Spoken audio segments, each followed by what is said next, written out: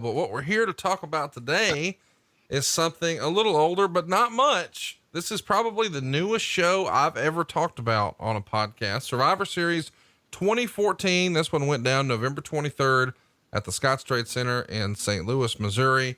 And I know what you're thinking. Why are you covering a show from 2014?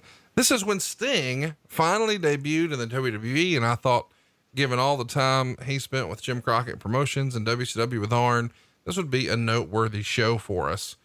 This show had 100,000 buys on pay-per-view. That's of course excluding the WWE Network views. The prior year had 177,000 buys, but at this point, pay-per-view is no longer the new hip thing. It's all about the network. The rumor and innuendo, Arn, is that when the network was rolled out, a lot of guys were nervous. Hey man, how's this going to affect our paydays? We've always gotten a bonus for pay-per-view buys. How are we going to be paid now that the network is the new way? Do you remember hearing a lot of that amongst the boys?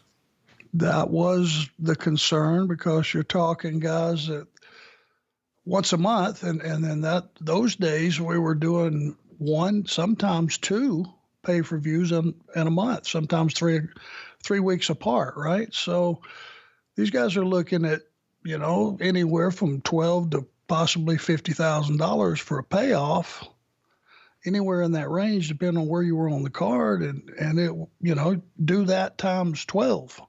It's a lot of money. We should mention that just a couple of weeks prior to this, or maybe 3 weeks to be exact, October 30th was one of the most important days of the year for WWE business, because they had to release all the information about how many people were actually subscribing. And they announced that as of September 30th, 731,359 network subscribers, of which 702 were in the US and 28,000 were the rest of the world. That's your subscription number. And they had said for a long time that the goal was going to be 2 million subscribers. And if they could ever get to there, boy, they'd just be printing money. And this is not exactly great news. So it does start to look like all of a sudden the company is going to be taking a loss. In fact, overall for the quarter, the company lost 5.9 million. And I know you were in meetings where a lot of this stuff was sort of discussed and glossed over, but as an agent, there's not really much that you can do to affect that number. So this is probably in one ear and out the other, and let's worry about tonight's show. Do I have that right? Well, 100%. And that's not on purpose. I mean, cause those are things that are going to affect your long-term job. And, you want the company to be healthy and all those things, but a guy like me, that's just, it's going in one ear and out the other. Those kind of numbers and, are so foreign to me, and where they actually come from and what can you believe? And, you're losing money here, but you're making a fortune over there. And it's a little confusing. So I just, as long as everybody was smiling and nobody was getting laid off or fired, it was a good day. Let's talk about that though, because, the legend has it that when they started to clear house here and there to sort of cut costs, and we know that famously, eventually they would even cut pyro and things like that to sort of hit the number. They also had to add a whole bunch of staff to help with the network. How was that sitting with, some of the boys and some of the guys backstage when their friends are getting laid off, but we're adding extra staff? And oh, by the way, our payoffs are down too, because we're not making the pay-per-view money. Was this really sort of, leading to a lot of unhappiness, in the locker room, as far as you know?